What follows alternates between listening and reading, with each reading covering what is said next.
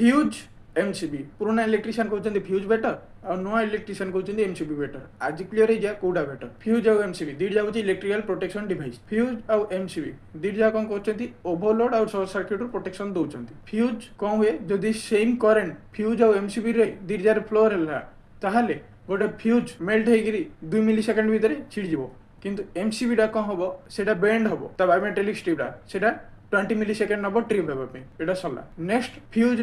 price 30 रु 40-50 टका आसो एमसीबी प्राइस 150 रु 200-500 टका जाए जीव फ्यूज गोटे थर गला माने आपड़ यूज करें एमसीबी गोटे थर पड़गला आप ऑन करके चल पारे फ्यूज 10टा लगी गोटे